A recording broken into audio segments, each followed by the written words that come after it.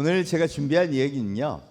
우리 인적 자원들을 교육해야 되는데 뭐 학교, 대학도 마찬가지고 직업훈련소도 있고 여러 가지 이제 국가에서 하는 것들이나 뭐 개인이 하는 것들이 굉장히 많은데 이게 디지털 대전환 시대를 맞아 정말 혁명적 변화를 준비해야 된다. 그런 이야기를 좀 준비해 왔습니다. 왜냐하면 일자리도 달라지고요, 필요한 능력도 달라지고요, 또 업무의 이 모든 것들이 많이 달라지기 때문인데요. 사실은 좀 그 밑에 제목처럼 우리가 뭔가 좀 바꿔야겠다 생각. 그러니까 어차피 HRD도 기획을 통해 이루어지는 건데 좀 변화의 방향을 정확히 이해하고 바꾸자 하는 게 오늘의 요지라고 보면 되실 것 같아요. 그래서 대체 이 디지털 대전환이 뭔지 그것부터 한번 살펴보겠습니다. 사실 4차 산업혁명 얘기 많이 나오고요. 빅데이터, 인공지능, 코딩 이런 거 되게 중요하다. 그래서 그런 교육도 많이 했어요. 그런데 그러다 코로나를 맞았죠. 코로나를 맞고 강제로까지 사실 디지털 경험을 합니다. 그럼 그 인류가 2년 반 동안의 경험을 통해 얻은 게 뭐냐? 야, 이것 봐라. 디지털이 해보니까 괜찮네. 이런 교훈을 얻은 거죠. 그러면서 나오는 얘기가 뉴노멀입니다. 코로나가 끝나면 과거로 돌아갈 줄 알았는데 그게 아니라 야, 경험해보니까 재택교육, 온라인 교육, 재택근무 다 괜찮더라. 그럼 섞어서 판을 새로 짜자. 새로운 표준을 만들어보자 하는 움직임이 일어나기 시작하는 거죠. 그게 뉴노멀입니다. 근데 이게 되게 살벌한 단어인 게요. 야, 내가 지금까지 알고 있던 표준, 내가 지금까지 알고 있던 노멀, 정상이라는 게 다 뒤집히는 거잖아요. 그럼 뭔가 근본적인 변화가 필요하겠죠. 오늘 그걸 한번 살펴보자는 건데요. 사실 그 출발은 스마트폰이었습니다. 여러분, 스마트폰이 2007년에 나왔는데 갤럭시 S가 2010년에 나왔으니까 대중화는 불과 10년 정도 됐어요. 와, 근데 어떻게 됐냐? 표준 인류가 바뀝니다. 스마트폰을 잘 쓰는 인류가 표준 인류예요. 맞죠? 그리고 라이프 스타일이 바뀌죠. 은행 업무도 쇼핑도 거의 모든 것들을 이걸 기준으로 하게 되면서 어떤 일이 벌어지냐? 산업 생태계가 완전히 바뀌어요. 당연히 일자리도 바뀌고 이거의 선상에서 미래의 급격한 변화가 현실이 되는 거죠. 그러면서 어떤 일이 벌어졌냐 하면요. 이미 2020년 1월 1일 기준 세계 10대 기업이 이렇게 바뀝니다. 1, 2, 3, 4, 5등이요. 애플, MS, 구글, 아마존, 페이스북이고요. 알리바바, 텐센트, 아시아 최강 기업이 플랫폼 기업이 됩니다. 위에도 마찬가지고요. 즉 폰을 든 인류를 표준으로 하는 기업, 그리고 그 문명을 창조하고 이끄는 기업들이 싹 다 차지해요. 저 시가총액 순위의 의미는요, 주식을 많이 산다는 거거든요. 그 얘기는 미래에 잘 될 것 같다고 확실한 믿음을 갖고 내 돈을 거기 태우는 거죠. 저 때 1,500조까지 올라갔다고 난리가 났었어요. 와, 디지털이 진짜 대세구나 막 이러면서요. 그리고 코로나를 맞았습니다. 어떻게 됐는지 궁금하시죠? 2년 반이 지나서 2022년 4월 2일, 뭐 어제도 제가 살펴봤는데 크게 다르지 않습니다. 애플이 1,500조에서 3,500조가 됩니다. 2,000조가 늘었죠. 마이크로소프트도 1,500조가 늘었고요. 구글도 거의 비슷합니다. 아니, 전 세계 자본이요, 이런 기업들이 잘 될 거래요. 아마존, 테슬라, 뭐 엔비디아, 페이스북. 대한민국 기업 시가총액은 어떤가요? 코로나 이전하고 똑같아요. 심지어 더 빠져요. 막 명확하고 냉정한 판단은 뭐냐면, 자본이 내린 판단, 한국은 미래가 별로 기대가 안 된다. 잘 안 클 것 같아. 근데 여긴 잘 될 것 같아. 이게 핵심입니다. 그럼 우리가 뭔가 잘못하고 있는 거죠. 뭐가 잘못했는지 점검해 보자는 겁니다. 저는요, 테슬라의 CEO 일론 머스크를 상징적인 인물이라고 얘기합니다. 여러분, 대한민국 사회에서 일론 머스크는 정상인가요? 비정상인가요? 비정상이죠. 예, 맨날 트위치라고 코인 얘기나 하고, 쟤는 왜 저래? 비즈니스 방식도 그래요. TV 광고 1도 안 해요. 그죠? 여러분, 대리점 가면 차 사기에 서류 가지고, 서류가 없어. 오로지 앱을 받아서 자기 스스로 결제하는 거예요. 야, 그럼 스마트폰 없는 사람은 차도 사지 말라는 거야? 응, 사지 마. 이게 말이 돼요? 우리의 노말은요, TV 광고 엄청 하고요, 대리점 직원이 맨투맨으로 인간적 네트워킹을 통해 파는 거 아닌가요? 그래서 인력의 쓰임새도 거기에 맞춰서 우리가 하는 거 아닌가요? 기업 구조도 그렇게 하는 거 아니에요? 그런데 그런 현대차의 시가총액은 48조인데 얘는 1,300조, 1,200조예요. 차나 많이 파냐? 올해 150만 대 팔아요. 현대기아 하면 900만 대 넘게 팝니다. 뭐죠? 이유가 분명합니다. 여러분, 테슬라를 비롯한 저기 있는 탑 기업들이요, 지금 인류의 표준을 정확하게 캐치하고 미래를 그거에 맞춰 준비한다는 겁니다. 지금 인류의 표준이 뭐냐? 코로나 이후의 뉴 노멀의 표준, 택시가 아니라 우버고요, 호텔이 아니라 에어비앤비고요, 뱅킹도 그냥 지점 중심 뱅킹이 아니라 카카오 같은 모바일 뱅킹이에요. 대한민국 방송 표준은요, TV 아닙니다. 유튜브예요. 대한민국 국민 60%가 저녁 7시 위에 유튜브를 봐요. TV는 28%밖에 안 됩니다. 다 바뀌었어요. 2010년과 확연하게 달라요. 그 표준에 맞춰서 비즈니스를 하고 그 표준을 리드하고 그리고 그 받은 기대치, 엄청난 자본을요, 거기서 연결되는 연결형 미래. 이거 우버 타는 사람들은 기사하고 한마디도 안 하고 이걸로도 타네. 그럼 자율주행도 믿고 타겠다. 그 자율주행 투자해요. 야, 모바일 뱅킹 한 사람들이 나중에 로보 어드바이저의 자산 관리에 코인 경제까지 하겠다. CDBC 디파이에 투자해요. 메타버스 투자합니다. 어마어마하게 많은 돈을 투자하죠. 그러니까 야, 그래, 내가 생각해도 2030년 저희가 잘 될 것 같아. 근데 우리 사회를 볼까요? 상징적인 게 있죠. 우버가 불법이에요. 에어비앤비도 불법이에요. 암호화폐도 불법이에요. 왜 그러죠? 이유는 너무 합리적이고 합당해요. 국민이 전부 공감합니다. 여러분, 사회 취약 계층을 보호하자는데 감히 반론을 제기할 수 있나요? 못해요. 그래서 우리는 택시가 표준이에요. 말하자면 상징적으로 대한민국은 2010년의 사회를 유지하고 싶은 거예요. 뭐를 동원해서? 규제를 동원해서. 그런데 그거에 국민의 대다수가 공감해줘. 이유는요, 여러분, 여기 계신 분들 중에 코로나 이후에 나 대박이야, 나 디지털하기를 너무 잘했어 하시는 분, 대한민국 국민 몇 프로일까요? 5%? 그래서 다 두려운 거예요. 그 두려움이 보호받고 싶은 본능으로 나타나는 겁니다. 여러분, 저도요, 택시 기사분들 보호하는 게 마음 따뜻하고 좋아요. 그런데 솔직히 내 돈을 그런 사회, 그런 표준에 투자하고 싶지는 않아요. 안 그런가요? 여러분은 어때요? 이게 오늘의 핵심입니다. 사실 대한민국은 한 번도 혁신을 경험해 본 적이 없습니다. 늘 카피했죠. 선진국에 있는 거 카피해서 착 가는 게 익숙하죠. 그래서 혁신의 부작용에 대한 공포가 너무 커요. 야, 우버 나오면 안 돼. 야, 암호화폐도 안 돼. NFT도 하지 마. 그거 다 사기래, 망해. 전부 이러고 있는 거예요. 그러니까 마음대로 나아가지를 못하니까 그 사회에 대한 기대치가, 미래 기대치는 떨어질 수밖에 없는 거죠. 저는요, 인적 자원 개발에 있어서 우리가 제일 먼저 해야 될 디지털 트랜스포메이션은 미래지향적인 표준을 제대로 설정하는 거라고 생각합니다. 어디서부터? 내 마음의 기획 단계에서부터. 그걸 보려면요, 데이터를 보면 됩니다. 여러분, 제가 지금 얘기했던 이 표준이요, 오늘 하루 사용한 사람들의 데이터로 표준을 이렇게 얘기한 거예요. 그냥 제가 임의로 이게 맞다고 얘기하는 게 아닙니다. 맞죠? 그럼 그 과정을 통해서 우리의 마음의 중심을 옮겨야 한다는 겁니다. 그리고 대한민국 인적자원 개발에서 가장 중요한 혁명이 또 하나 있죠. 우리가 선진국이 된 겁니다. 여러분, 지금까지 대한민국 인적자원 개발은요, 개도국형이었어요. 무슨 얘기냐? 항상 선진국과 베낄 게 있었어요.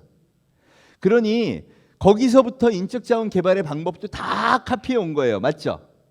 그리고 너무나 잘해서요, 대한민국이 기적같이 선진국이 된 겁니다. 문제는 이제 베낄 게 하나도 없어요. 이번에 뭐 무기를 팔았다, 중공업에 뭐 LNG 선을 만들었다. 여러분, 우리가 1등인데 어디를 베낍니까? 그뿐인가요? 주력산업 반도체.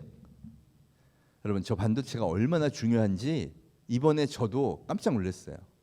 미국의 바이든 대통령이 당선되고 아시아를 처음 순방하는데 그게 전 세계에 대한 초강대국 대통령의 메시지죠. 아시아에 내가 제일 처음 가는 데가 제일 중요해. 어디 갔어요? 우리나라에 왔어요. 일본이 아니고. 처음으로. 내리자마자 어디 갔죠? 삼성 반도체 갔어요. 전 세계 대통령한테 이렇게 얘기한 거예요. 우리 아시아에 관심 있는 건 반도체 산업밖에 없어. 맞죠? 그러고 보니까 우리나라가 5나노 이하의 제조 기술을 가진 세계 3대 국가 중에 하나예요. 대만, 우리나라, 미국. 끝이죠. 야, 일본도 독일도 과학기술 그렇게 발달했는데 왜 안 해요? 어려워서 중단해 포기한 거죠. 하다가 결국 그만뒀죠. 그럼 역설적으로요. 야, 옛날 방식으로 교육한 애들이 지금 반도체 앞으로 미래를 잘할 수 있을까? 우려됩니다. 안 그런가요? 폰은 접으라 그러죠. 자동차는요. 여러분, 테슬라가 목표 맞죠? 그럼 자율주행의 전기차 해야 되네요. 우리 대학 교육 어떻게 하고 있어요? 자동차 관련 기계과에서 내연기관 가르칩니다. 아닌가요? 야, 그럼 뭔가 혁신을 해야 될 것 같은 게 너무 명백해 보이죠. 그뿐이 아닙니다. 더 극심한 게 문과 쪽이에요. 요새 뭐 코딩 안 배우면 안 된다. 개발자 연봉은 하늘 높은 줄 모르고 치솟고요. 이게 글로벌 가게까지 확산됩니다. 막 구글, MS, 테슬라, 우리나라 좀 쓸만한 디지털인지 다 빼가요. 연봉이 워낙 높으니까. 그뿐인가요? 그래서 우리나라도 개발자 연봉 2억대 됐고요. 일반적으로 문과 졸업생들이 많이 가던 회사들, 금융 서비스, 유통 다 어때요? 다 디지털 투자예요. 다. 그래서 거기는 수시로 그런 거 빅데이터 했냐, AI 했냐, 뭐 너 NFT, 메타버스 해봤냐 그러면 수시로 유경험자 그러면서 뽑아가요. 이걸 누가 제일 잘 할까요? 지금 취업 준비하는 취업 준비생들이 제일 잘 알아요.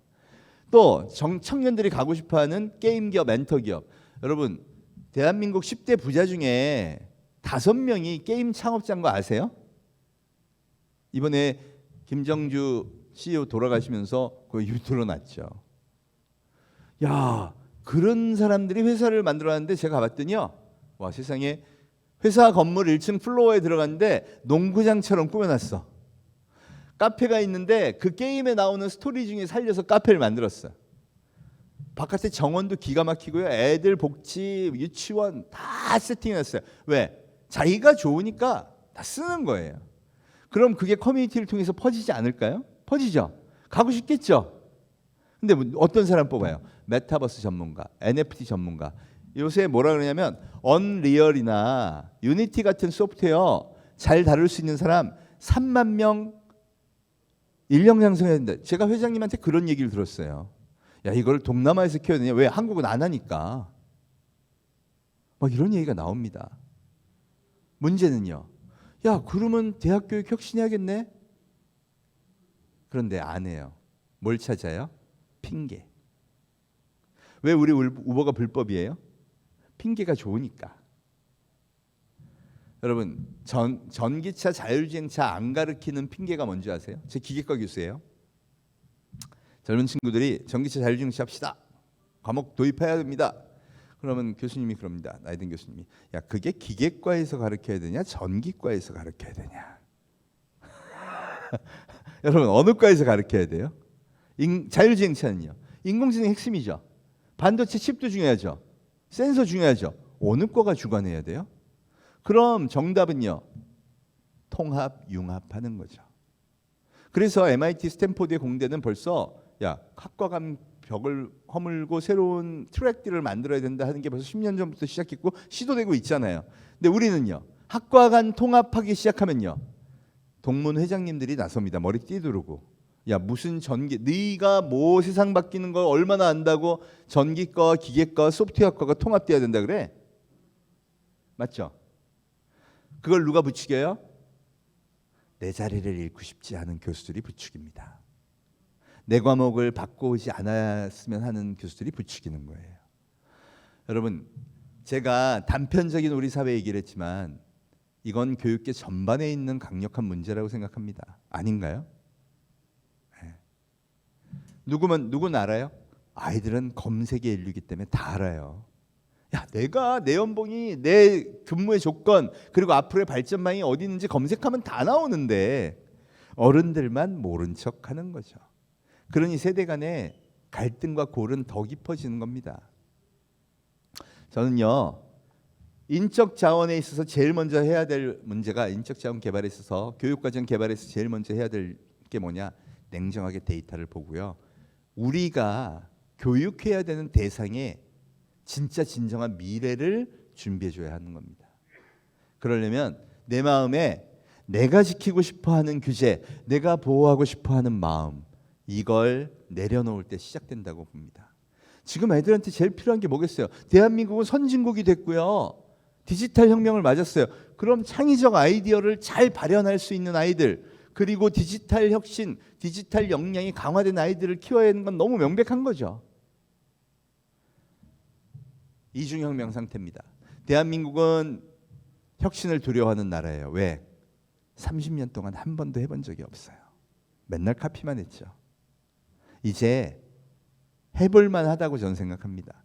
잘해요 하면, 근데 시작을 안 할 뿐이죠. 저는 잘할 수 있다고 생각합니다. 그리고 그 혁신의 달콤한 열매를 우리가 얻을 수 있다고도 생각을 합니다. 그러려면 좀 바꿀 게 필요한데, 제가 오늘은 두 가지만 말씀을 드리려고 합니다. 첫째는요, 세계관을 바꿔야 됩니다. 교육의 세계관. 그게 뭐냐? 인류가 폰을 통해 디지털 문명을 접하면서요, 완전히 상상 속의 신대륙을 발견했어요. 저는 그걸 디지털 신대륙이라고 하는데, 그 실체가 뭐냐? 여러분, 아마존이 세계 최대 쇼핑몰인데 어디 있죠? 없죠. 그게 가상의 신대륙이에요. 유튜브가 지금 뭐 방송이 되고 내가 올릴 수 있다고 하는데 어디 있죠? 올리면 어디 올라가요? 없죠. 이런 모든 시스템들이 전부 가상의 신대륙이에요. 저는 그게 지금에 와서 불리우는 새로운 이름이 메타버스라고 이야기를 합니다. 메타가 원래 뜻이 초월이고 버스는 유니버스, 초월적인 세계가 뭐예요? 인간이 땅에서만 살다가 디지털 신세계를 만드는데, 심지어 그게 삶의 작은 한 부분이 아니라 표준적인 삶의 공간이 돼버린 거잖아요. 그럼 내 세계도 디지털이 옳네, 디지털이 정답이네, 이렇게 가야 된다는 겁니다.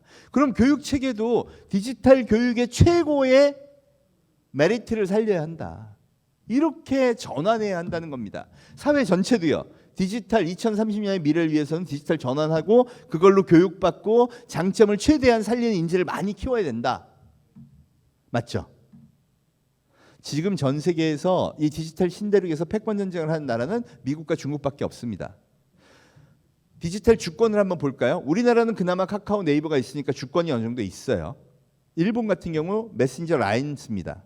여러분, 메신저 앱이 얼마나 중요하냐는 뭐 얘기 안 할 수도 아시죠. 카카오가 뱅킹도 하고 앞으로도 뭐든지 할 수 있는 역량이 되게 커요. 그런데 일본은 라인을 쓰는데 그게 네이버 거예요. 야, 앞으로 인공지능도 좀 하고 뭐도 좀 하고 뱅킹에도 좀 하고 좀 해보려고 그랬더니 남의 나라에 얘기를 해야 돼. 주권이 없는 거죠. 유럽은 어떤가요? 마찬가지예요. 그래서 뭐만 해요? 규제를 만들어서 야, 페이스북 안 돼, 뭐도 안 돼, 계속 그것만 합니다. 그럼 미래는 못 잡죠. 네, 명백해요. 그럼 문화 자체가, 아이들을 교육하는 그 시스템의 자체가 너희도 디지털 잘해야 돼, 코딩만 배우는 게 아니라 디지털 문명 자체를 즐기기도 하고 거기서 역량을 키우고 해야 돼. 그러려면 확실한 믿음이 가야 돼요. 그런데 대한민국 교육계에서 가장 큰 믿음은 뭐냐? 디지털은 온통 부작용이다. 게임하면 중독이요, 그죠? 없는 거 아니에요. 있으니까 핑계대기 참 좋은 거죠. 유튜브 하면 애들 먹방만 본다, 시간 낭비한다. 틀린 말이 아니니까 그래요. 그런데 교육학적인 관점에서 볼까요? 생물학적인 존재인 인간이 과연 디지털 환경에서 더 잘할 수 있느냐? 케이스가 더 많죠. 여러분, 여기 영재발굴단 나와서 초등학교 때인데 뭐 인공지능 코딩하고 막 이런 거 배운 애들 다 어디서 배워요? 디지털 커뮤니티. 여기 이 진도영 군이요, 초4 때 대한민국 드론 챔피언하고 초등학교 5학년 때도 뭐하니 그랬더니 안면 인식하고 물체 인식하는 인공지능 드론 만든다 그러고 있었어요. 근데 얘가 익산의 용성초등학교 다닙니다. 전교생 12명의 미니스쿨. 거기서 어떻게 배웠냐? 선생님 중에 한 분이 드론을 너무 좋아해서 애들 다 가르쳐 준 거야. 근데 얘가 스스로 배우더니 선생님을 뛰어넘어. 그러면 서울로 가냐? 아니요. 커뮤니티. 드론 조정 커뮤니티. 거기 가면 드론에 미쳐 있는 사람들만 모여 있죠. 거기서 배워요. 그런데 재주가 너무 뛰어나서 그 덕후들 중에서도 최고의 기량을 발휘한 거야. 초등학교 4학년 때. 이게 인간이에요. 그리고 그 커뮤니티에서 1등 했는데 이제 뭐 해야 돼요? 그랬더니 코딩 드론이 진짜 재밌는 거야. 형상 인식하고 안면 인식하고 막 이런 거 다 돼. 와, 그럼 어디서 배워요? 또 커뮤니티죠. 인공지능 코딩 커뮤니티. 자기가 배울 수 있는 수준에 맞춰서 다 도전하는 거예요. 여러분, 배움에 있어서 가장 강력한 무기가 뭐예요? 배우려는 의지죠. 이게 작동하기 시작하면 무섭게 발전합니다. 이런 애들만 그런 게 아니고요. 여러분 이 친구 아시나요? 비탈릭 부테린, 이더리움의 창시자입니다. 암호화폐 이더리움을 만들었어요, 누가. 근데 얘가 중3 때 처음으로 암호화폐 논문을 써요. 야, 중3이 어떻게 논문을 써? 모든 지식은 비트코인 커뮤니티에서 얻었다고 합니다. 그리고 그 세계가 너무 좋아서 얘가 약간 영재니까 막 아이디어를 발현시키더니 MIT 스탠포드 교수님들의 수학 과목을 듣다가 위상 수학에서 아이디어를 얻어갖고 코딩을 코인 내 블록체인으로 담는 방법을 제안한 거예요. 그게 6년 만입니다. 19살 때. 그게 이더리움이에요. 그리고 올해 타임지 표지 모델을 장식했죠. 암호화폐 분야 최고의 권위자. 얘가 한마디 하면요. 전세가 들썩들썩합니다. 1995년생, 만 27세예요. 여기 김태훈, 울산 과기다니면서 코딩을 했어요. 온오프라인으로 다 배웠죠. 어디서 주로 활동했냐? 인공지능 코딩의 글로벌 커뮤니티에서. 이 친구는 어떤 성적을 냈느냐? 여러분, 구글이요. 그 인공지능 프로그램 갑자기 이름이 알파고를 인수했어요. 그리고 80% 소스 코드를 공개했죠. 20%는 이건 너무 비싼 핵심 모듈이라 공개 못한다 그랬는데 이 커뮤니티에서 야, 치사하게 그걸 공개하느냐? 우리가 풀어서 공유하자. 김태훈이 무려 20개의 핵심 모듈을 풀어서 공개했어요. 커뮤니티가 난리가 났죠. 거기 누가 있었을까요? MS, 구글, 애플, 테슬라의 스카우터들이 다 상주합니다. 왜? 데려가려고. 그리고 얘 오픈 AI라는 일론 머스크가 만든 인공지능 회사에 스카우트 가죠. 연봉 2억 5천. 여러분 그게 커뮤니티로 다 퍼지지 않을까요?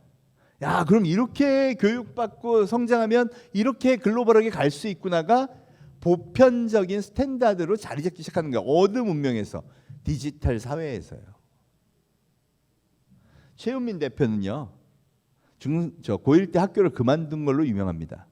왜 학교를 그만두냐? 코딩에 빠져갖고 다른 공부는 다 싫었어. 그리고 IT 특성화고에 진학을 했대요. 그치? 선생님이 20년 전 코딩을 가르치더래요. 이유는 우리가 더 잘 알죠. 그럼 선생님이 한테 뭐라 그러면 선생님이 미안해 알아 안 돼. 대학 가서 해라. 당연히 그렇게 하잖아요. 우리는 다 그렇게 하잖아요. 그런데 이 친구가 그걸 못 받아들인 이유가 딱 하나 있었습니다. 얘하고 동갑이에요. 여러분 코딩 커뮤니티에서는 어떻게 너희들 공부했니를 공유하지 않을까요? 글로벌하게 잘 된 애 치고 얘도 대학교 1학년 마치고 2학년 때 학교 그만뒀습니다. 정규 교육을 통해 자기 개발을 하는 사람이 흔하지 않더라는 겁니다. 그래서 무모하고 위험한 선택을 합니다. 학교를 그만둬요. 너무 코딩을 공부하고 싶어서. 자기가 판단할 때는요. 이 전 세계 글로벌의 인재들을 봤을 때 수능이라는 쓸데없는 거에 그 많은 시간을 보내는 건 절대 아니라고 판단하고 믿고 한 거예요. 그리고 20살에 창업을 합니다. 대안학교 졸업하고요. 그 회사가 테이블 매니저라는 회사입니다. 요새 KT가 광고해 주죠. 음성 인식으로 인공지능이 식당 예약을 해드려요. 그 회사예요. 직원도 50명이 넘어요. 인공지능으로 무장했어요.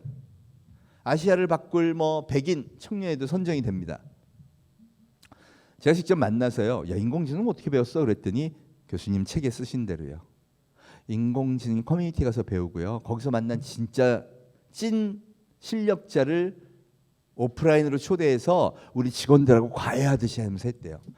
여러분, 그러니까 우리가 정규 교육 학습시키는 거, 지식 주입도 중요하지만 근간에는요, 이 새로운 세계관, 우리가 그냥 유튜브나 보고 뭐 하고 그러는 게 아니라 당연히 지식을 흡수할 수 있는 인적 네트워킹의 공간과 지식을 흡수하는 다양한 컨텐츠를 흡수해서 활용해서 하는 사람들이 유리한 사회가 되었다는 걸 너무 많은 청년들이 이미 입증하고 있다는 거예요.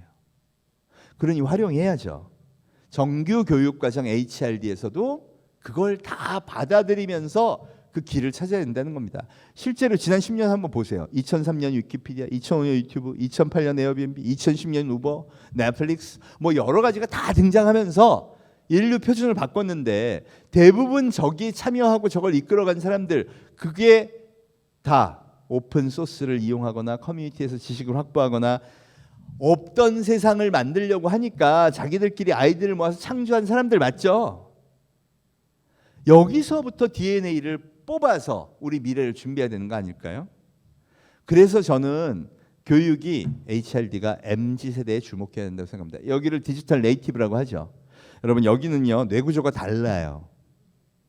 제가 시간이 없으니까 특별하게 많은 말씀은 안 드리고요. 한 가지만 말씀드려 볼게요. G세대를 M세대의 구분은요,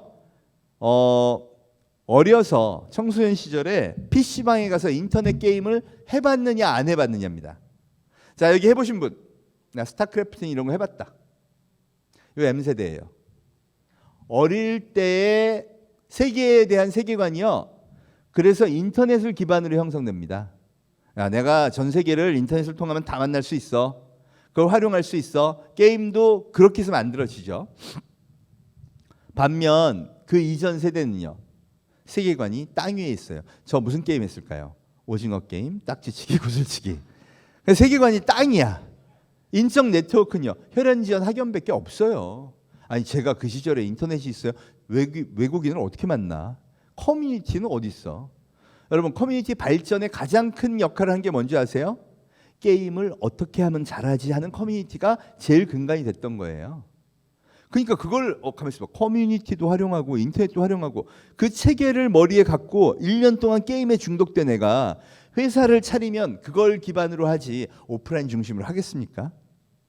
그래서 다른 세계를 만든 거예요. 25 이하의 세계, 아까 비탈릭 부테린, 김태훈, 뭐 최훈민 대표 이런 사람들이 만드는 세계는 어떤 세계냐? 이 친구들은 처음으로 청소년 시절에 스마트폰을 씁니다. 여러분, 청소년 시절부터 스마트폰을 쓰면 진짜 달라요. 이건 무슨 얘기냐? 요즘 애들이요, 학생들이 선생님이나 부모님한테 뭐 궁금해서 질문할 때 정답을 가르쳐 달라고 질문하는 게 아니에요. 어떻게 하는 거예요? 제대로 아는지 확인하려고 질문하는 겁니다. 모든 지식은 여기서 나오고요. 객관화되고 정량화되고 집단으로부터 확인받은 지식만 애들은 받아들입니다. 그런데 이걸 통해서 지식을 많이 받아들이면 해박한 지식력을 갖게 되겠죠. 그럼 여러분, 애들끼리 경쟁한다고 생각해 보세요. 모든 인간은 경쟁합니다. 근데 내가 우리 반에 갔더니 쟤는 모르는 게 없어.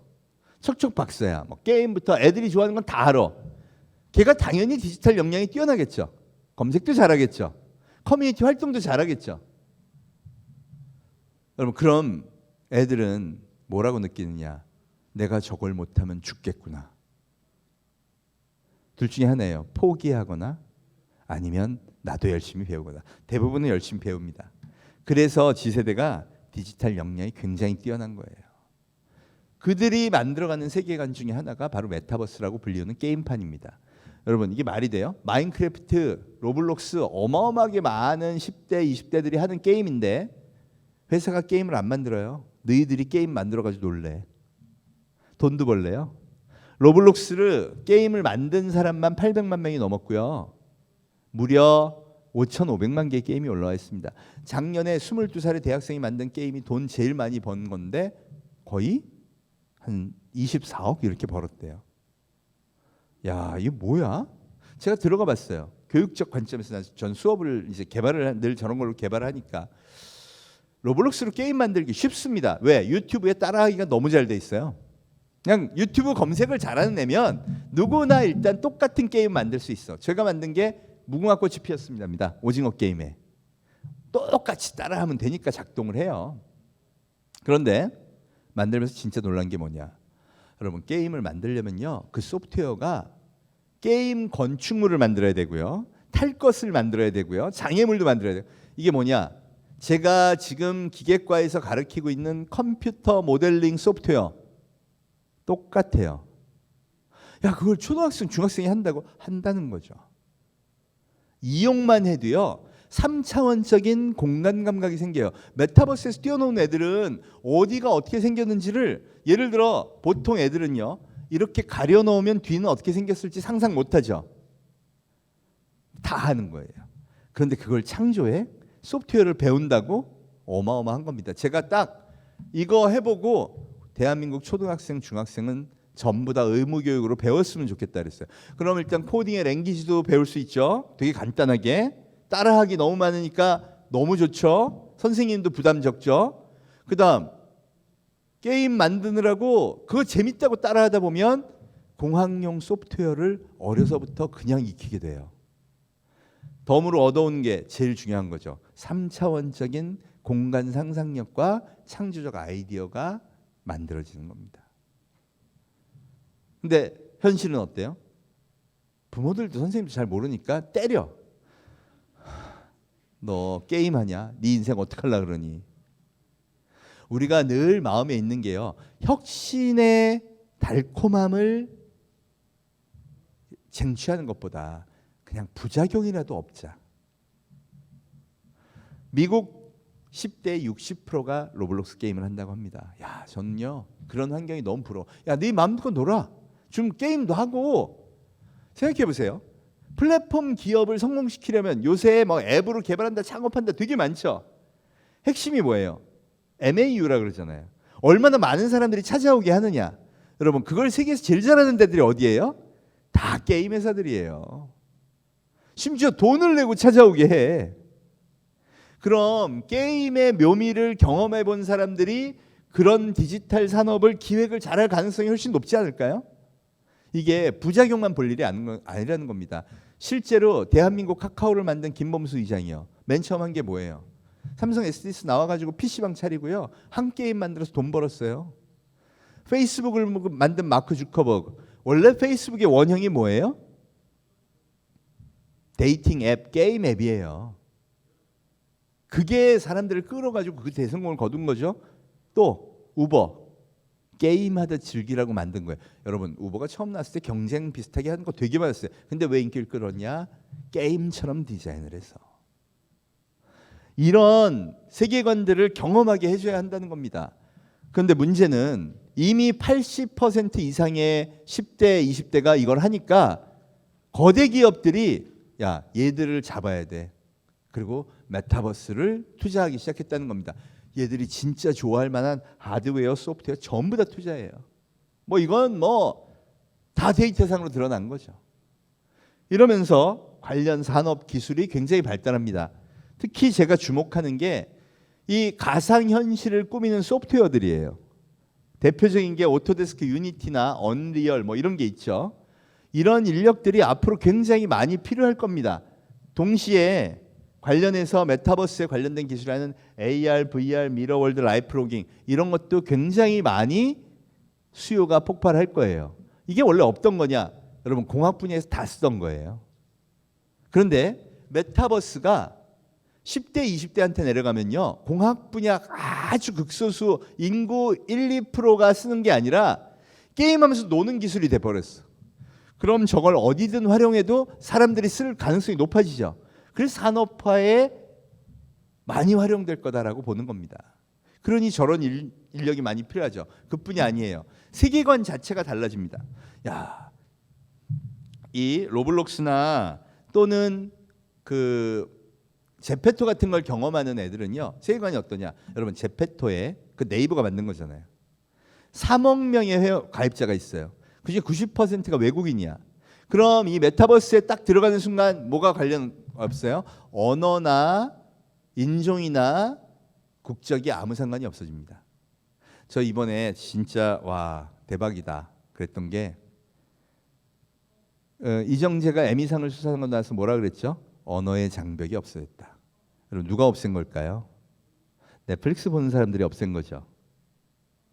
영화관에 가면요 자막 있는 영화를 본 적이 없다 그랬어요. 그죠? 미국인도. 그런데 넷플릭스가 뜨면서 어떤 현상이 벌어졌냐? 유튜브를 보고 넷플릭스를 보는 메타버스 세계에 사는 세대들은요 언어고 나발이고 커뮤니티에서 재밌다 그러면 무조건 봐야 돼. 여러분 그게 대한민국이 에미상을 수상한 가장 근간이에요. 이 세계관이 달라지면서 게임의 세계관과 합성된 메타버스 세계관이 20세 이하를 지배하기 시작합니다. 그리고 10년이 지나면요 그들이 주력 세대가 되겠죠. 그거 준비를 하는 거예요. 근데 그 생태계를 소위 모든 거래 시스템을 이 생태계를 만들어내는 거에 강력한 축이 지금 현재로는 NFT와 암호화폐입니다. 여러분 게임 세계에서 애들은 가서 누구든지 만나고 소통하고 이게 익숙해요. 국적 상관없어. 그 다음에 디지털 아이템을 뭐 사고 입고 하는 것도 아주 많이 해봤죠. 그때 쓰는 게 코인이에요. 그래서 걔들이 코인 경제가 너무 익숙해. 왜 코인을 쓰냐? 아니 국적이 없는데 달러를 쓸 거예요. 원화를 쓸 거예요. 그러니 코인을 거래하고 나머지 자기네 돈으로 바꿀 때는 어디를 가는 거예요? 코인 거래소에 가는 거예요. 이게 환전이죠. 이런 시스템이 익숙한 아이들한테 가만히 있어봐. 꼭 게임에서만 해야 돼? 그러지 말고 밖에서도 해보자. 디지털 아이템을 거래해보자. 그래서 NFT가 등장합니다. 그 아티스트들이 그림을 그려서 NFT에 등록하고 판매할 수 있게 만들어주죠. 그러니까 어떤 회사? 크리스티 소더비 같이 원래 미술품을 거래하는 회사가 야 메타버스에 우리도 샵 차리자. 전 세계 최고의 아티스트들한테 여러분 디지털로 그림 그려서요 NFT에 등록하고 거래는 이더리움으로 하겠습니다. 이런 게 현실 세계에 융합되는 거예요. 이러면서 시장이 커지는 겁니다. NFT 아티스트 시장 커지죠. 게임은 당연히 NFT 원조니까 당연히 키우죠. 엔터 기업들. 여러분 BTS가 사진 찍고요 음원 넣어갖고 디지털 파일 만든 다음에 NFT에 등록해요. 팔리면 팔리겠죠.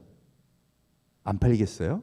그럼 이건 진짜 없던 거대한 규모의 시장이죠.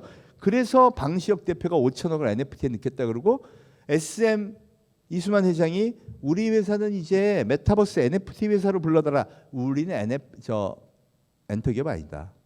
들여다보니까 게임이나 엔터의 주요 고객이 30세 이하 많네요. 그죠? 같은 세계관에 부합하는 데서부터 시장이 확대되기 시작했다는 겁니다. 그뿐이 아니에요. 여기는요 정말 별천지예요. 그냥 만들면 다 해보는 거야. 안 되면 말고. 원래 혁신엔 도전하는 거죠. 디지털 아트, NFT 아트 시장은 계속 클 겁니다. 유튜버가 성장하는 거하고 비슷하거든요. 네, 소비자의 선택을 받으면 가격이 올라간다. 맞죠? 거품도 꺼지고 진정한 승자만이 남는 세상, 시장은 그렇게 형성되겠지만 어쨌든 계속 커질 겁니다. 두 번째, 이상한 프로젝트가 막 시작돼요. BAYC. 스토리가 뭐냐? 돈이 너무 많아 지루한 유인원들끼리 모여서 클럽을 만들어 놀자. 여러분, 이게 말이 돼요? 근데 그 클럽을 만드는 방식에는 클럽 회원증을 발급해야 되잖아요. 그 클럽 회원증은 NFT로 발행한다. NFT를 등록할 수 있는 파일이 있어야죠. 그걸 이미지로 만들어서 저렇게 원숭이 그림으로 한 거예요. 그리고 10,000개를 만들었습니다. 전 세계 10,000명의 지루한 원숭이들 모여 놀자 한 거죠. 그랬더니 마돈나, 에미넴 같은 슈퍼 셀럽들이 이거 너무 미치게 재밌다 그러고 사들인 거예요. 그리고 실제 그 사람들만 입장할 수 있는 오프라인 이벤트를 만들어요. 그랬더니 마돈나하고 어깨동무해서 셀카 찍었어. 그리고 거기다 올려. 그리고 여기 모인 사람 너무 재밌다 그래가지고 또 셀럽을 불러. 그럼 저게 가격이 오르겠죠. 왜? 오픈시라는 마켓에서 자율 거래가 일어나고 있으니까 나도 그거 해보고 싶다는 사람들이 사기 시작하는 거예요. 그래서 한때 저게 40억까지 올라요. 그리고 떨어지긴 물론 하죠. 거품은 항상 빠집니다. 저는요 NFT 중에 지금 나온 것 중에 99%가 망한다에 그게 맞다라고 하는 사람이에요. 그래서 투자하지 말라 그래요. 너무 위험하니까. 그런데 문제는요. 이게 재밌으니까 이 메타버스 기반의 경제 생태계가 계속 확장되는 겁니다. 여러분 이 원숭이를요. 아디다스가 삽니다. 그래서 똑같은 원숭이는 원숭이 못 바꾸니까 거기다가 아디다스의 옷이나 모자 이런 걸 다른 걸 입혀서 3만 마리의 아디다스 원숭이를 만들어요. 그리고 그 NFT를 팝니다. 한 마리에 90만 원. 이거 살까? 1분 만에 매진 275개 매출이 올라요. 여러분 그리고 그 산 사람들한테는 전 세계 하나밖에 없는 겁니다. 그리고 신발, 옷, 모자를 보내줍니다. NFT 등록해서. 희귀 아이템 맞죠?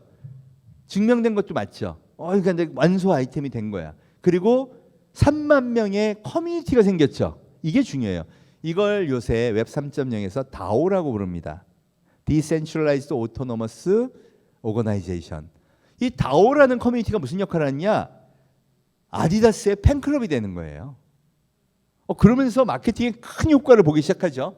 나이키도 그런 걸 합니다. 나이키는 또 신기하게 가상 신발을 팔아요.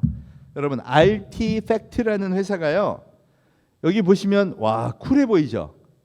이런 캐릭터를 가상세계에서 디자인해서 팔고요. 신발도 만들어 팔고 이런 회사였어요. 이걸 인수하더니 나이키 브랜드를 가상 신발로 만들어 팔아요. 어떻게 가상 신발을 파냐? AR 필터. 여러분 AR 필터를 설치하고요. 내 신발을 찍으면 내 신발이 아니라 저 신발이 나와. 그걸 SNS 프로필에 올리고 자랑하라고 하는 거예요. 한 켤레에 1,500만 원. 작년에 630켤레 팔아서 37억 매출했대요. 그러면 저거 하나 보내줍니다. 제조업과 결합하는 거죠. 근데 NFT 등록된 소위 세계에서 하나밖에 없는 아이템이 된 거는 분명해요. 우리는 잘 이해는 안 가요. 그죠? 그런데 이게 대유행을 타기 시작합니다. 왜 그러냐? 그 근본에 이 새로운 세대의 세계관이 결부되어 있습니다. 여러분 나이키하고 아디다스한테 제일 중요한 고객이 계속 성장하는 10대와 20대입니다. 맞죠? 스포츠니까 더 그래요. 제일 많이 신어. 그런데 그 고객을 확보하기 위해서 여태까지 했던 전략은 멋있는 TV 광고를 만드는 거였어요. Just do it. 기억하시죠? 근데 요새 애들이 TV를 안 보죠. 여러분 올해 이 방통위에서 보고서를 냈는데요. 10대들한테 질문을 한 겁니다. 집에 꼭 TV가 있어야 된다고 생각하는 사람 0.4%. 20대는 4.8%. 30대는 12.5%. 안 본다는 얘기죠. 심지어 역효과가 나요. 여러분 전 TV 좋아해요. 맨날 TV 틀어놔. 내 채널에서 보다 보면 거기 광고가 나와요. 야 광고가 나 맞춤형이다라는 생각이 들어서 좀 섬찟하기도 합니다. 무릎이 아프십니까? 기력이 떨어지셨습니까? 여러분 근데 그 광고 뒤에 나이키가 Just do it 그러고 나오면 애들이 그걸 보면 진짜 오히려 역효과가 나지 않을까? 아재 브랜드였구나. 여러분 전 요새 TV 광고 많이 때리는데 보면 저건 타겟이 50대 60대구나. 야 그럼 광고를 어떻게 하라는 거야? 여러분 지금 10대 20대의 우상은 누굴까요? 적어도 자기도 다 어려워요. 메타버스 어렵고요. 코딩하는 거 어렵고 코인도 어렵고 NFT도 어려운데 거기서 막 10대 20대가 새로운 아이디어를 내고 새로운 세계를 개척하고 그런 애들이 우상 아닐까요? 그럼 그런 애들을 모았어. 커뮤니티 여기 3만 명, 여기 예를 들어 10,000명. 그러면요. 와, 걔들이 나이키에서 나 이번에 신발 샀는데 대박. 와, 나 아디다스 이번에 여기 다오 가입했는데 혜택이 대박이야. 이러기 시작하면 걔들이 온 커뮤니티를 돌아다니면서 다 퍼뜨리고 결국 10대, 20대한테 내가 가장 리스펙트하는 그룹의 애들이 제일 좋은 브랜드라 그러면 와, 진짜 이 브랜드는 우리를 생각하는 힙한 브랜드가 맞구나 이렇게 되지 않을까요? 자, 여기 계신 분들 중에 나 NFT 구입해봤다 하시는 분 또는 NFT 내 거 등록해봤다.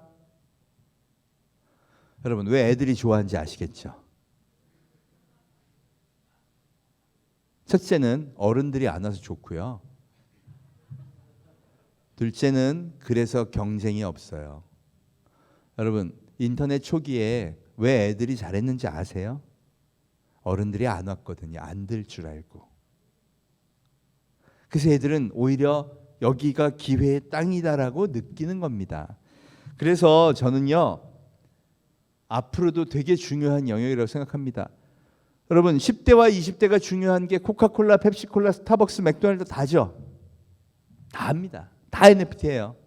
그래서 요새 되게 저한테도 많이 문의가 들어오는 게 NFT 프로젝트 할 청년들 없냐. 진짜 많아요. 실험적으로도 되게 해보고 싶은 거예요. 그리고 그 사람들이 모여서 새로운 가상의 땅에 모여가지고 놀게 해줘야지. 그래서 메타버스 부동산 얘기가 나오는 겁니다. 그럴 거 아니에요. 나이키도 아디다스도 저기 모여가지고 커뮤니티에 캐릭터 들고 들어가서 커뮤니티 활동도 하고 그런 걸 지원해주는 소프트웨어랑 땅이 필요하겠죠. 그래서 이런 게 되는 거예요.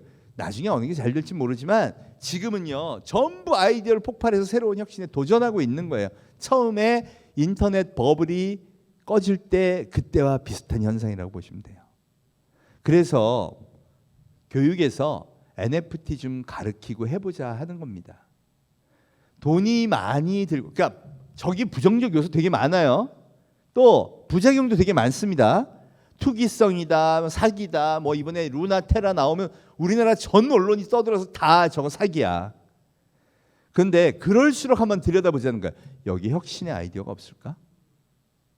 창조적인 미래를 만들어 볼 인재를 키우는 비결이 여기 있지 않을까? 반드시 있다는 겁니다. 역사가 증명합니다, 여러분. 메타버스 세계관의 차이점 한번 볼까요? 여러분 대한민국은 이렇게 교육시켜요. 스탠다드를 잘 배워라. 대한민국 표준이에요. 코로나가 나오면요 보도 참고 자료에서 쫙 이렇게 해서 딱 내보내. 10년 동안 똑같이. 그죠? 저거 잘하는 사람이 잘하는 사람이에요.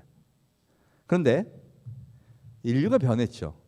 메타버스 세계관이라는 게 이런 겁니다. 단순하게 보자면 야 이거 텍스트 기반으로 어떻게 보냐. 내가 오늘 코엑스 가서 친구들 만나기로 했는데 거기 확진자가 있는지 없는지 그래픽하게 이 폰을 통해 가상의 현실로 보여줄 수 없겠니? 그게 코로나 맵이죠. 이거 누가 만들었어요? 대학생 한 명이 이틀 동안 오픈소스 갖고 낑낑 매가지고 만들었대. 돈 한 푼 안 받고. 그죠? 여러분 같으면 이런 인재한테 투자하겠습니까? 아니면 절대 안 받고에 투자하시겠습니까? 그럼 인재 이렇게 키워야죠. 그 대학생 동아리 애들, 멋쟁이 사자처럼 애들이 이번에 NFT 민팅을 국내 최초로 했죠. 그게 메타콩즈입니다. 이거 뭐 망했다 뭐 한다 하지만 결국 이런 도전이 혁신의 정신을 이끌어가는 겁니다. 저는 교육이 그래야 된다고 생각해요. 주입식 교육이 필요 없냐? 여러분 진짜 인간한테 가장 적합한 교육은 여전히 주입식 교육 맞습니다. 우리는 그 신뢰를 벗어버릴 이유가 하나도 없어요. 그런데 부가적 방식이 생겼다는 겁니다. 이번에 교육 분야에서 가장 혁신적인 걸로 꼽히는 게 에꼴 42. 귀에 모시박이에 들으셨죠? 프랑스 IT 프로그래머 교육인데 수업도 없고 교사도 없대요. 뭐야 이거? 그럼 어떻게 해? 게임처럼 디자인됐대요. 스테이지 1 이렇게 작동하는 프로그램을 완성하시오. 기간 일주. 떨어지면 다음에 또 오세요.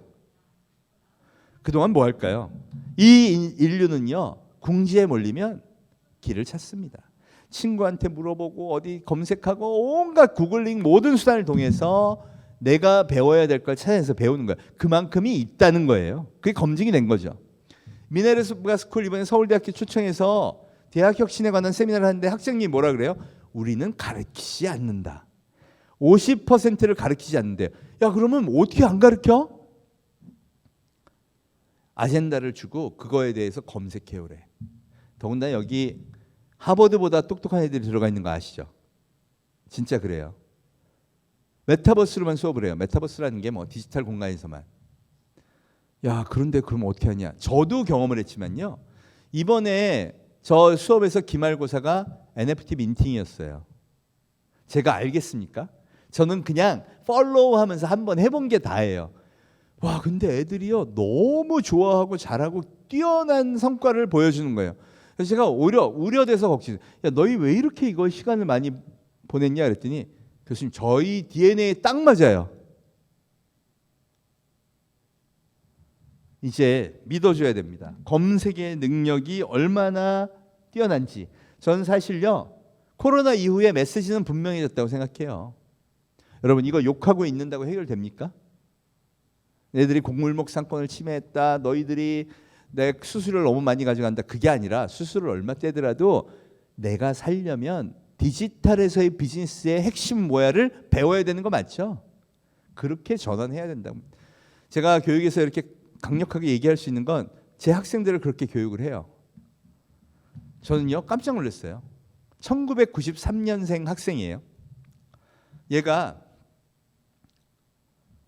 제가 논문 토픽을 석사 때 원자력 발전소 지진 안전성 평가라는 걸 해줬어요. 기계적인 거죠. 되게 어려워요. 한 달 정도 걸리고 컴퓨터 시뮬레이션 잘 해야 됩니다. 하더니요. 교수님 근데 이거 인공지능으로 풀 수 있을 것 같아요. 자기 머리가 돌아간 거야. 그 아이디어 좋은데 야 근데 내가 하나도 모르는데 괜찮겠냐. 지도 교수님은 몰라도 된대요. 수업도 필요 없대요. 이미 커뮤니티를 통해서 그런 거 한 사람 너무 많이 본 거야. 근데 진짜 해요. 전 세계의 지진 데이터를 모아가지고 혁신을 다 하는 겁니다. 자기 코딩을 만들더니요. 그 다음에는 교수님 데이터 많은 분 어디가 많은데 의대 교수님 친한 분 소개했더니요. 안 그래도 우리 하고 싶었대. 여러분 우리나라가 의료 데이터 보고인 거 아시죠? 20년 동안 정기 검진을 이렇게 잘 받은 나라가 없어요. 20년이 쌓이면 그 젊었을 때의 데이터로부터 환자가 되기까지의 과정을 다 갖고 있는 거잖아요. 그래서 엑스레이 사진으로 폐기종을 진단하는 걸 먼저 했고요. 요새 뭐 하는 줄 아세요? 박사 예심 받는데 논문 제목이 심전도 검사 결과로 심근경색 위험도를 평가하는 인공지능 프로그램 개발이에요. 얘 의대생이에요, 공대생이에요? 경계가 없어요, 여러분. 저는 더 놀란 게 있습니다. 저만 그래서 야 우리 학생들 대단하다 막 이러고 있었어요. 이번에 기계학회를 갔어요. 기계학회가 기계과죠. 세션의 절반이 토픽에 머신러닝이 들어있어요. 그럼 대한민국 기계과 교수의 절반이 머신러닝을 전공했을까요? 택도 없는 얘기거든요. 누가 하는 거예요? 애들이 길을 찾는 거예요. 열어만 주면 됩니다. 우리가 어떻게 보면 늘 주입식 교육의 길을 찾느라고 막 그랬는지 몰라요. 그죠? 그런데 토론하고 배틀하고 커뮤니티에서 공유하면서 서로 상승작용을 일으키게 만들어주는 노력만 한다 그러면 정말 달라질 거라는 겁니다. 이 문화를 익혀야 돼. 이 학습의 문화, 검색을 통한 자기개발의 문화를 끊임없이 해야 돼요. 제가 그래서 러닝과 코칭이 에듀케이션만큼 중요한 시대가 됐다고 감히 말씀드리는 겁니다. 메타버스 세계관을 바탕으로 상상력과 실력을 키우자 하는 거고요. 두 번째는 직업의 영역이 굉장히 다양해졌는데요. 그 이유가 뭐냐? 이 경제 생태계의 구조가 바뀐 겁니다. 법칙이 바뀌었어요. 원래 자본이 지배하고요. 브랜드가 지배하고 강력한 시스템이 지배했는데 이제 누가 지배하냐? 소비자가 왕이에요. 대표적인 게 BTS죠. 그럼 BTS는 방송에 아부하거나 자본의 권력이 기대서 성공한 게 아니라 SNS에서 활동하면서 팬덤, 아미를 통해 세계적인 가수가 된 거죠. 방송산업도 그렇습니다. 앞으로 방송산업을 잘하는 사람에 필요한 역량은 뭐냐 하면요. PD나 방송국 시험 잘 보는 게 아니라 뭐를 잘해야 되느냐? 구독과 좋아요를 잘 만들어야 돼요.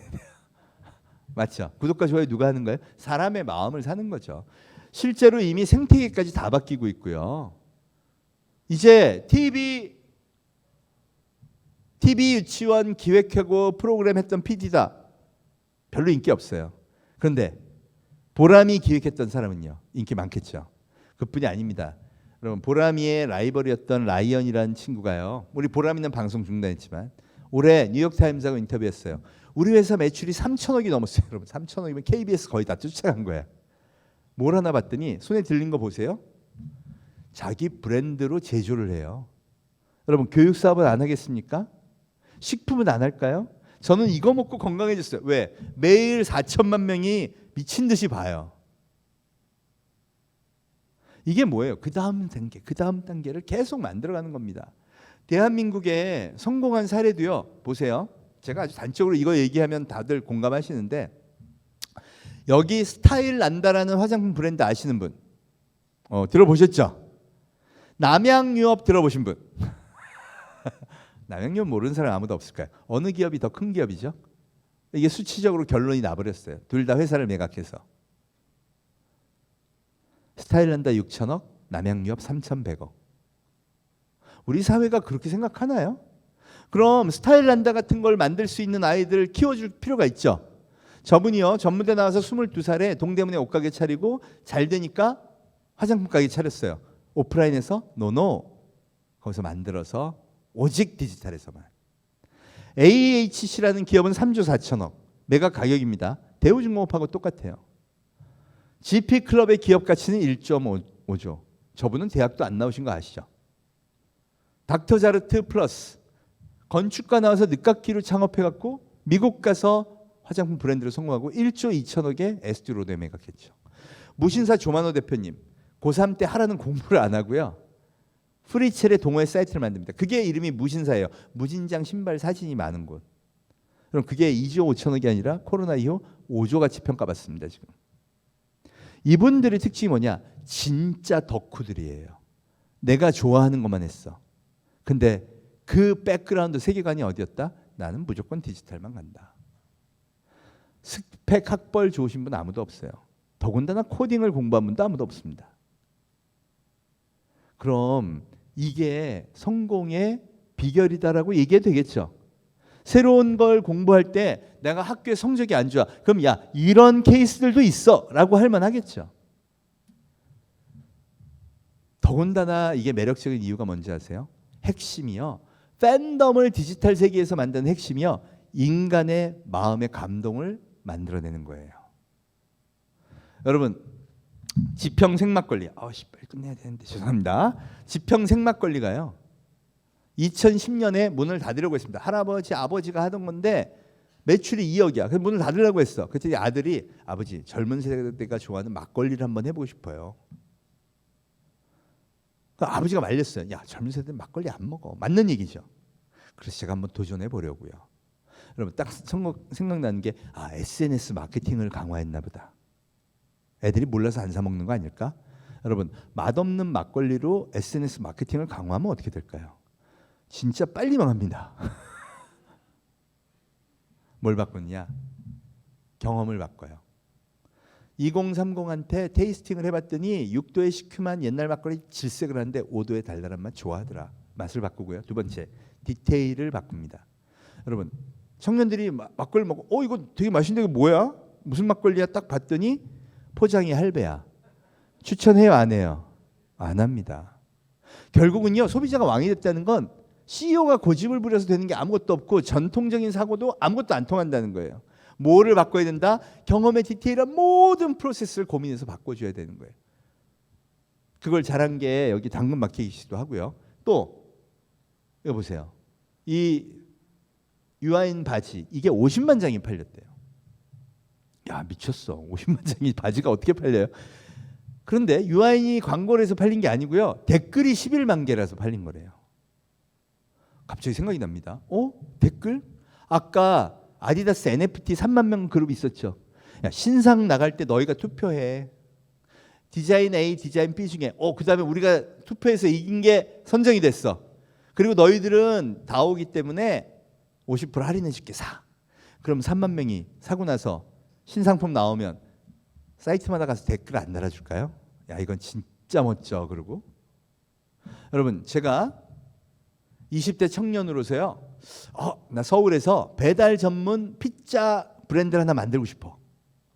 그럼 피자는 10대가 오더하는 거 맞죠? 20대가 오더하는 거 맞죠? 야, 그러면 다오를 만들자. NFT 발행하자. 100명만 뽑아요. 그리고 시식권을 줘. 와, 먹고 싶어 하는 사람은 야, 그럼 난 투표하고 막 이러면서 개발에도 참여하죠.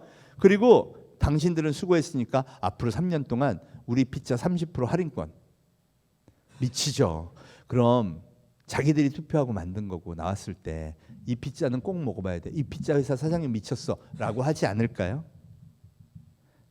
여러분 그와 비슷한 방식으로 성공한 게 박재범의 원소주입니다. 마케팅 전략도 달라진 거네요. 왜 이정재의 미식 라면은 실패하고 박재범의 원소주는 성공했을까?